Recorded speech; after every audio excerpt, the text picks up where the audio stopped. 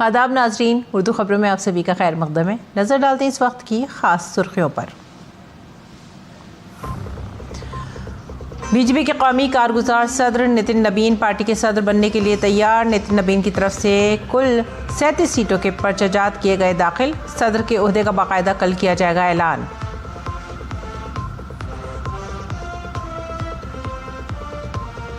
विकसित भारत जी राम जी एक्ट के बारे में मरकजी वजीर ज़राअत शिवराज सिंह चौहान ने कांग्रेस पर मुल्क को गुमराह करने का लगाया इल्ज़ाम। मुकर्रर वक्त के अंदर काम न मिलने पर यह कानून बेरोजगारी अलाउंस का भी करेगा इंतज़ाम।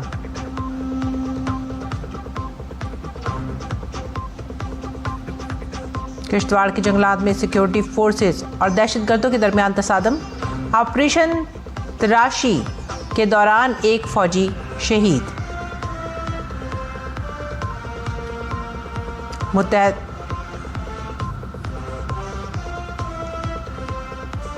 मुत्तहदा अरब अमीरात के सदर शेख मोहम्मद बिन ज़ैद अल नहयान आज से हिंदुस्तान के दौरे पर।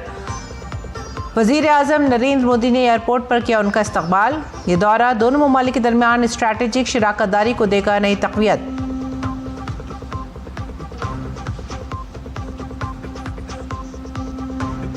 वज़ीर ख़ारजा डॉक्टर एस जयशंकर ने पोलैंड के नायब वज़ीर आज़म राडोस्लाव सिकोरस्की के साथ वफ़द सतह से पर की बातचीत। जयशंकर ने स्ट्रैटेजिक शराकतदारी को मजबूत बनाने पर दिया जोर। राडोस्लाव सिकोरस्की ने दहशतगर्दी के खिलाफ भारत के मौक़िफ़ की हिमायत। खबरें अब तफसील से। बीजेपी के कौमी सदर के ओहदे के लिए नामजदगी का अमल जारी है। नामजदगी जमा कराने का अमल दोपहर 2 बजे से शुरू हो गया है। नितिन नबीन ने रिटर्निंग ऑफिसर डॉक्टर के लक्ष्मण और शरीक ऑफिसर संबित पात्रा के सामने सदर के ओहदे के लिए अपना पर्चा नामजदगी दाखिल किया। बीजेपी के सरकर्दा लीडरों के नामों पर मुश्तमिल कागजात नामजदगी दाखिल करने के बाद रियासतवार पर्चा नामजदगी दाखिल किए गए। उसकी शुरुआत आंध्र प्रदेश से हुई। उसके बाद बिहार और दीगर रियासतों के पर्चे भी दाखिल किए गए। उत्तर प्रदेश और मगरबी बंगाल में भी सदर के ओहदे के लिए नितिन नबीन की उम्मीदवारी दाखिल करने का अमल शुरू हुआ। 37 कागजात नामजदगी दाखिल किए जा रहे हैं, जिनमें पार्लिमानी पार्टी की तजावीज़ शामिल हैं, जिनमें वज़ीर आज़म नरेंद्र मोदी और मुतादिद मरकजी वज़रा बतौर तजवीज़ कुनंदा हैं। ज़राए के मुताबिक 36 रियासतों से तंजीमी कागजात नामजदगी दाखिल किए गए हैं। कुल 37 कागजात नामजदगी में से 32 रियासतों के पर्चा नामजदगी शामिल है, जहां बीजेपी के तंजीमी इंतखाबात हुए हैं, और 4 रियासतों से जहां इंतखाबात नहीं हुए हैं। नितिन नबीन सदर के ओहदे के लिए वाहिद उम्मीदवार हैं। कागजात नामजदगी के बाद इसकी जांच पड़ताल की जाएगी। नितिन नबीन की कल बीजेपी के कौमी सदर के तौर पर ताजपोशी की जाएगी। उससे पहले 14 नवंबर को नबीन को बीजेपी का कारगुजार सदर मुकर्रर किया गया था। बिहार बीजेपी के साबिक सदर और बिहार हुकूमत में वजीर दिलीप जायसवाल ने बीजेपी सदर की नामजदगी में तजवीज़ कुनंदा के तौर पर शामिल होने पर अपनी खुशी का इजहार किया है। हमारे साथी राजेश राज ने दिलीप जायसवाल से खुसूसी बातचीत की। उन्होंने कहा कि अब बीजेपी को नया सदर मिलने वाला है, जो बिहार के लिए फ़ख्र का लम्हा होगा। बिहार सरकार के मंत्री और बिहार बीजेपी के पूर्व अध्यक्ष दिलीप जायसवाल हमारे साथ हैं। दिलीप जी, 45 साल की बीजेपी और 45 साल का नौजवान भारतीय जनता पार्टी का राष्ट्रीय अध्यक्ष, कैसे देखते हैं? एक अनोखा पल, एक ऐतिहासिक क्षण। श्री नितिन नवीन जी 45 वर्ष के युवा, दुनिया के सबसे बड़े राजनीतिक दल के राष्ट्रीय अध्यक्ष बनने जा रहे हैं। युवाओं के बीच पूरे देश के अंदर एक अच्छा संदेश गया है कि भारतीय जनता पार्टी भविष्य में युवाओं के संगठन को आगे मजबूत करने का काम करेगी। बिहार के लिए भी बहुत गर्व का, बहुत ही ऐतिहासिक पल है बिहार के लिए। हम लोग 20 प्रस्तावक यहाँ बिहार से आए हैं। आज हम लोग नितिन नवीन जी के लिए प्रस्ताव देंगे और बिहार के लोगों के बीच, बिहार के कार्यकर्ताओं के बीच काफी जोश है, जश्न है कि बिहार की अहम भूमिका अब भारतीय जनता पार्टी के संगठन में होगी। दिलीप जायसवाल जो बिहार बीजेपी के पूर्व अध्यक्ष हैं और बिहार सरकार के मंत्री हैं, इनका कहना है कि नितिन नवीन 45 साल के हैं और बीजेपी भी 45 साल की है, तो ऐसे में यह बिहार के लिए गर्व का क्षण है। कैमरामैन मुकेश के साथ बीजेपी दफ्तर से मैं राजेश राज, डीडी न्यूज़ के लिए। आगे बढ़ेंगे अगली खबर की तरफ। मरकजी ज़राअत और देही तरक्की के वजीर शिवराज सिंह चौहान ने कहा है कि पीएम मोदी की क़यादत में 25 करोड़ लोगों को गुर्बत से निकाला गया है। जी राम जी कानून पर मुनक़्क़द एक प्रेस कॉन्फ्रेंस में शिवराज सिंह चौहान ने कांग्रेस पार्टी को निशाना बनाया। उन्होंने कहा कि कांग्रेस सोशल मीडिया पर AI के जरिए झूठ फैला रही है और मुल्क को गुमराह कर रही है। ऑल इंडिया कांग्रेस कमेटी ने सोशल मीडिया में ये चिट्ठी डाली है। इसमें सिग्नेचर हैं कांग्रेस के अध्यक्ष मल्लिकार्जुन खड़गे जी के और नेता प्रतिपक्ष श्री राहुल गांधी जी के। ये पूरा झूठ का, फरेब का प्रमाण है कांग्रेस के। सच बात ये, कांग्रेस ने अपना आइडिया, आइडियोलॉजी और आइडियल तीनों छोड़ दिए। मरकजी वजीर शिवराज सिंह चौहान ने कहा कि विकसित भारत जी राम जी कानून के तहत 100 दिन के बजाय 125 दिन काम करने की जमानत दे रहा है, जिससे देही मजदूरों और किसानों को काफी फायदा होगा। मैं आज आरोप लगा रहा हूं, राहुल गांधी जी, मल्लिकार्जुन खड़गे जी,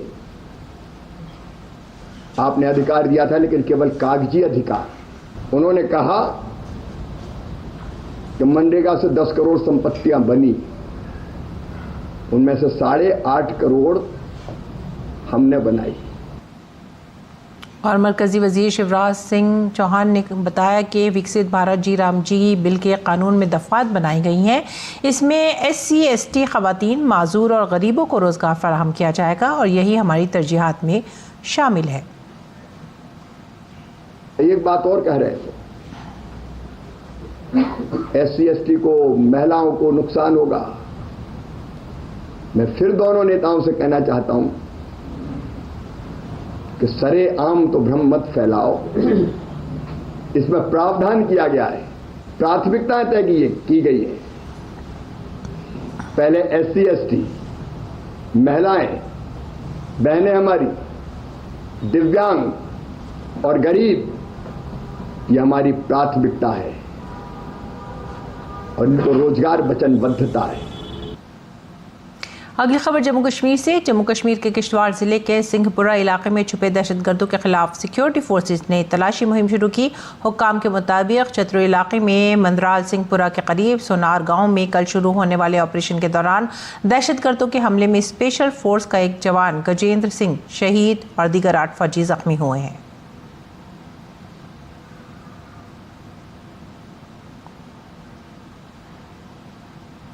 लेह से अगली खबर। 19 जनवरी को सुबह 11:51 पर लेह लद्दाख में 5.7 शिद्दत का ज़लज़ला आया। ज़लज़ले का मरकज़ ज़मीन की सतह से 171 किलोमीटर नीचे था। जम्मू कश्मीर, POK और पड़ोसी इलाकों में ज़लज़ले के झटके महसूस किए गए। नेशनल सेंटर फॉर सेस्मोलॉजी ने अलर्ट जारी किया है। अभी तक किसी जानी नुकसान की कोई खबर नहीं है।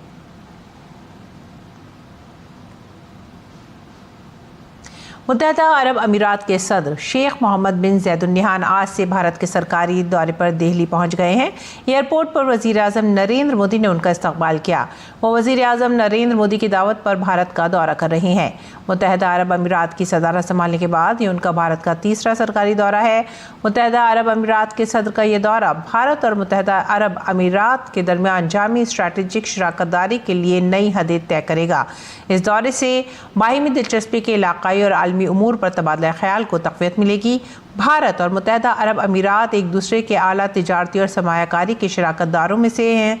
दोनों ममालिक के दरमियान तवानाई की एक मजबूत शराकतदारी भी है, जिसमें तवील मुद्दती तवानाई की फराहमी का इंतज़ाम भी शामिल है। मुत्तहदा अरब अमीरात के सदर के इस दौरे से भारत और UAE के दरमियान तिजारती और दिफाई ताल्लुकात मज़ीद मजबूत होंगे।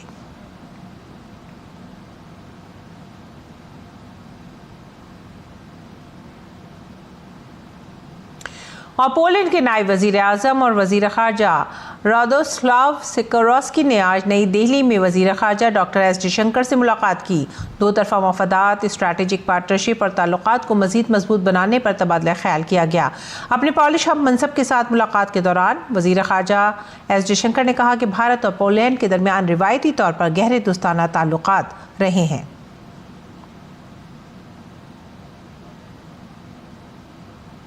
India and Poland have traditionally enjoyed warm and friendly ties. In recent years, it's been marked by high-level political exchanges and vibrant economic and people-to-people ties. We would review the Action Plan 2024-28, through which we seek to realize the full potential of our strategic partnership. We will also discuss ways to take forward our cooperation in trade and investment, defense and security, clean technologies and digital innovation. मुलाकात के दौरान वज़ीर ख़ारजा S Jaishankar ने भारत और Poland के दरमियान मजबूत तिजारती ताल्लुकात पर भी रोशनी डाली, जिसमें उन्होंने कहा कि पिछले 10 सालों में 200% का इजाफा हुआ है। Our bilateral trade, I believe, stands at about $7 billion, having registered a growth of almost 200% in the past decade. Indian investment in Poland has surpassed $3 billion, creating a number of job opportunities for Poles. India's strong economic growth, size of its market, and pro-investment policies provide immense opportunity for Polish businesses. इस दौरान वज़ीर ख़ारजा S Jaishankar ने Poland के नायब वज़ीर आज़म पर जोर दिया कि वो दहशतगर्दी के खिलाफ वाज़ेह ज़ीरो टॉलरेंस अपनाएं और कहा कि पोलैंड को दहशतगर्दी के बुनियादी ढांचे को फ़रोग़ देने में पाकिस्तान की मदद करने से गुरेज करना चाहिए। You are no stranger to our region and are more than familiar with the long-standing challenges of cross-border terrorism. Poland should display zero tolerance for terrorism and not help fuel the terrorist infrastructure in our neighborhood. Poland के नायब वज़ीर आज़म Radoslaw Sikorski ने अपने भारत दौरे पर खुशी का इजहार किया और उम्मीद जाहिर की कि भारत यूरोपीय यूनियन के साथ ताल्लुकात को बरकरार रखने में संजीदा है। I was very glad to be able to discuss with you in Paris the state of affairs in the format of Weimar Triangle Plus. And we are hoping that India will continue to stay engaged in Europe. We've noticed that you are establishing embassies everywhere in Europe, which means that you are serious about relations with the European Union. आगे बढ़ेंगे अगली खबर की तरफ। मरकजी वजीर तवानाई मनोहर लाल ने आज नई दिल्ली में IIT दिल्ली के centre of excellence central electricity regulatory commission और ग्रिड इंडिया का इफ्तिताह किया। ये सेंटर ऑफ एक्सीलेंस तवानाई के शोबे में रेगुलेशन से मुतालिक मामलात की देखभाल करेगा। इस मौके पर तवानाई के वजीर ने कहा कि साल 2024-25 में मुल्क के तमाम डिस्कॉम को कुल 2700 करोड़ रुपए का मुनाफा हासिल हुआ है। उन्होंने कहा कि साल 2013-14 से डिस्कॉम मुसलसल खसारे में चल रहे थे, लेकिन गुज़िश्ता साल ये मुनाफे में हो गए हैं, जो कि एक बड़ी कामयाबी है। बिजली के वजीर ने यह भी बताया कि बिजली एक्ट में तरमीम से मुतालिक एक बिल पार्लियामेंट के आइंदा बजट इजलास में पेश किया जाएगा।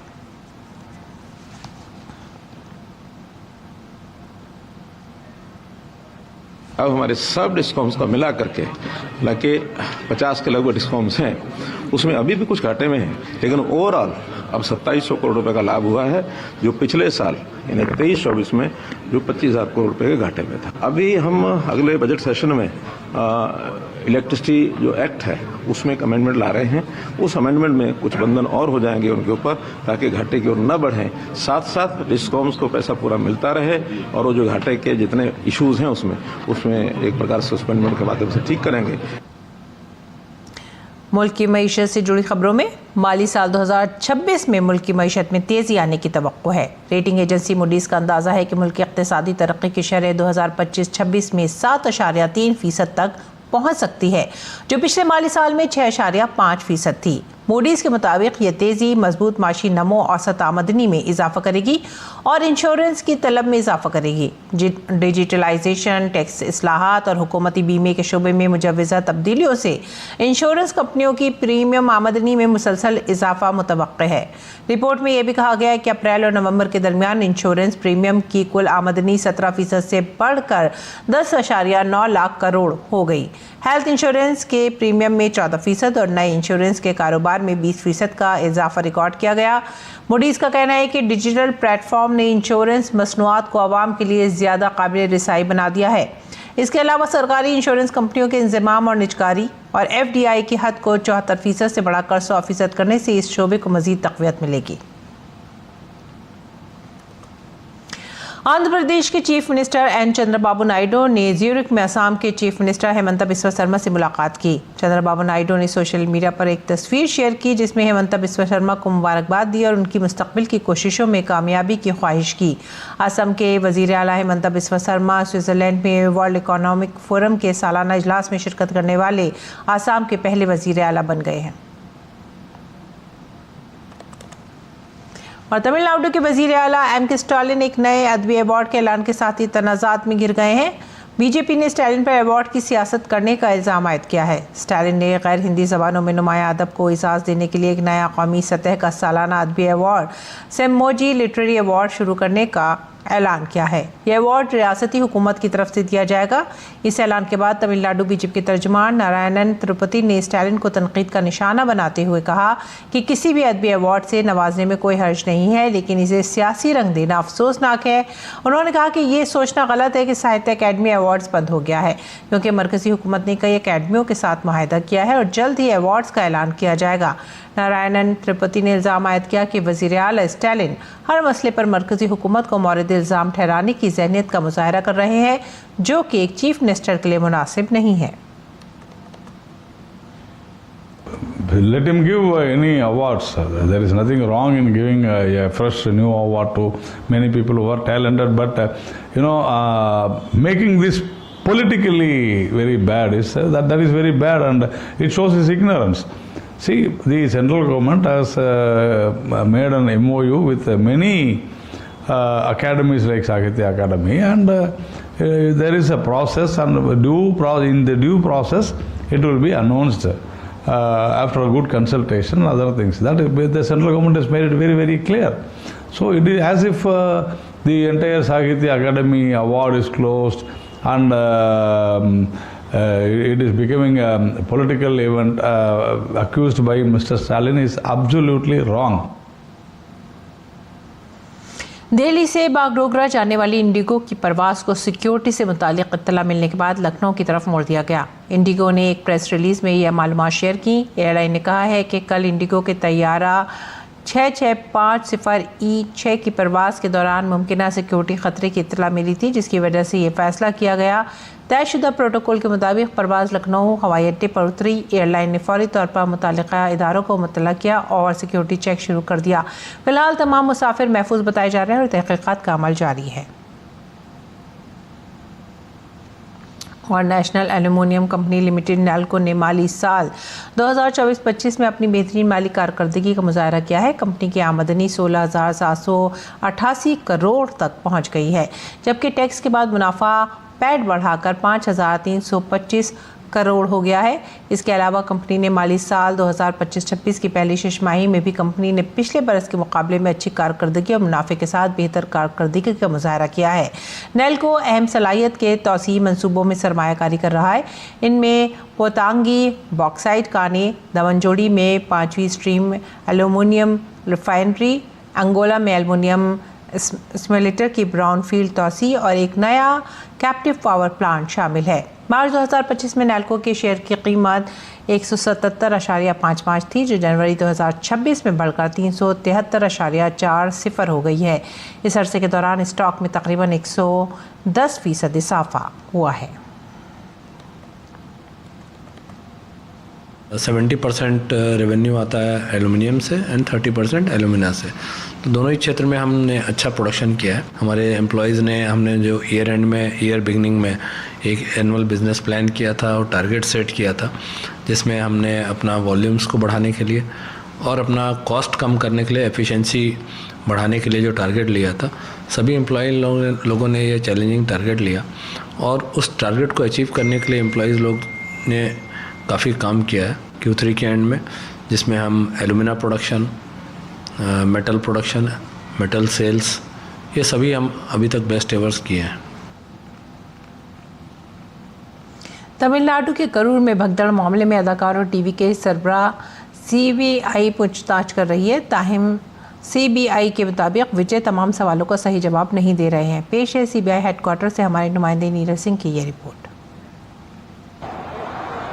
तमिलगा वेट्टी कजगम के प्रमुख जोसेफ विजय चंद्रशेखर की मुश्किलें लगातार बढ़ रही हैं क्योंकि सितंबर 2025 में करूर में हुई भगदड़ के मामले में सीबीआई उनसे लगातार पूछताछ कर रही है।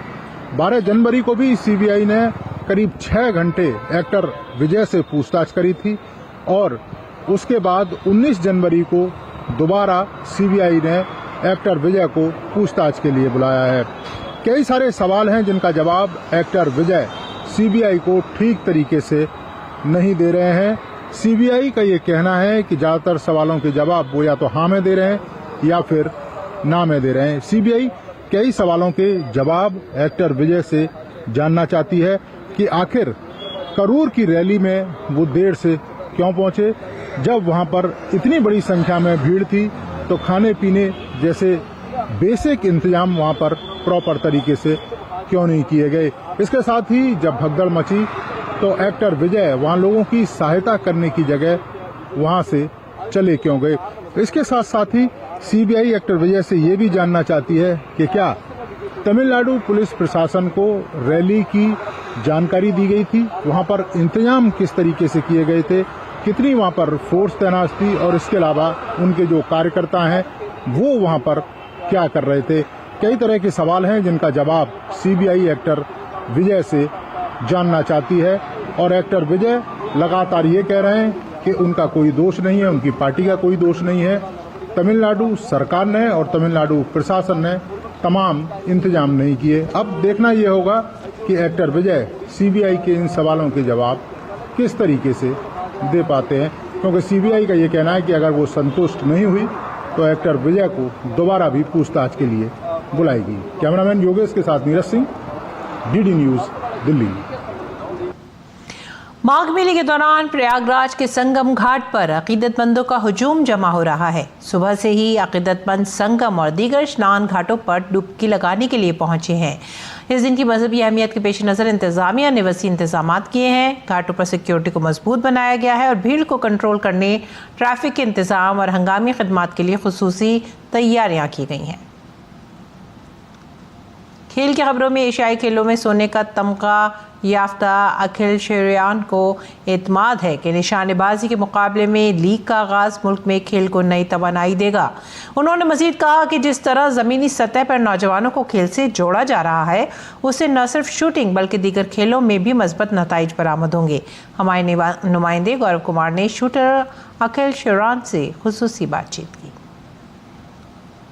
शूटिंग लीग ऑफ इंडिया की शुरुआत तो वैसे फरवरी में होनी है, लेकिन इसको लेकर के सरगर्मियां तेज़ हो गई हैं और इस वक्त हमारे साथ भारतीय निशानेबाज अखिल सिंह शेरियान है, जो कि एशियन गेम के गोल्ड मेडलिस्ट भी हैं। अखिल, किस तरह से देखते हैं इस पूरी लीग को और साथ ही साथ इस लीग के आने के बाद से क्या एक बदलाव जो है वो निशानेबाजी, भारतीय निशानेबाजी को देखने को मिलेगा? आई थिंक ये जो एक लीग होने वाली है ये एक बहुत ही अच्छा प्लेटफॉर्म है। शूटिंग जो एक खेल है वो एक नॉर्मल पब्लिक तक पहुंचने के लिए, क्योंकि अभी तक कोई ऐसा एक प्लेटफॉर्म नहीं था जहां पे नॉर्मल पब्लिक इस स्पोर्ट्स के साथ जुड़ सकती थी, इसको समझ सकती थी कि ये क्या है, किस तरीके से खेला जाता है, कौन कौन लोग होते हैं। आई थिंक ये जो अभी प्लेटफॉर्म है ये उस तरीके का एक प्लेटफॉर्म बन सकता है जो ऑडियंस के साथ कनेक्ट करेगा, और सिर्फ ऑडियंस ही नहीं, जो हमारे खिलाड़ी हैं उनको भी एक प्लेटफॉर्म मिलेगा, जो एक नॉर्मल जनता उनको भी जान पाएगी, उनके भी फ़ैन बन सकते हैं। बिकॉज अभी तक हम देख पाते हैं बाकी खेलों में एथलीट्स के फ़ैन हैं, बट शूटिंग के क्योंकि वो ज़्यादा पॉपुलर नहीं है,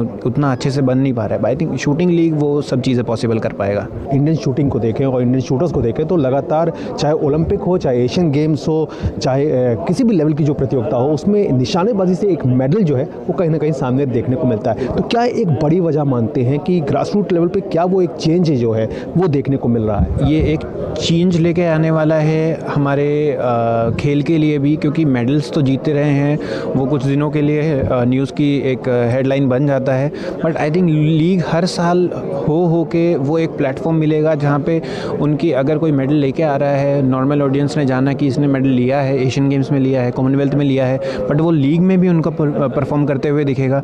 तो एक वो डेफिनेटली एक चेंज रहेगा। ये साल जो है वो काफ़ी भरा हुआ है, क्योंकि अगर इसकी बात करें तो एशियन गेम्स जो है वो इसी साल है, तो उसको लेकर के आपकी खुद की अपनी तैयारी किस तरह की है? तैयारी एकदम धमाकेदार चल रही है। अभी फ़िलहाल हमारा फोकस जो है शूटिंग लीग पे रहेगा, क्योंकि शूटिंग लीग एक ऐसा प्लेटफॉर्म है जहाँ पे हमें मौका मिलेगा इंटरनेशनल एथलीट्स के साथ पार्टिसिपेट करने का। तो आई थिंक वो एक तरीके की प्रिपरेशन हो जाएगी हमारी वर्ल्ड चैम्पियनशिप और एशियन गेम्स आने वाले उसके लिए। चलिए, बात की बहुत बहुत शुक्रिया। तो जाहिर तौर पर किसी भी लीग के आने से उस खेल को तो फ़ायदा होता ही है, लेकिन सबसे बड़ा फ़ायदा उन खिलाड़ियों को होता है जो कि कहीं ना कहीं एक मंच से दूर रह जाते हैं, लेकिन जब लीग जैसा स्टेज उनको मिलता है तो वो अपनी प्रतिभा के साथ न्याय भी कर पाते हैं। कैमरामैन मनमोहन के साथ मैं गौरव कुमार, DD न्यूज़, नोएडा। और इसी के साथ ही आप हमारी पूरी टीम को दीजिए इजाज़त। आदाब।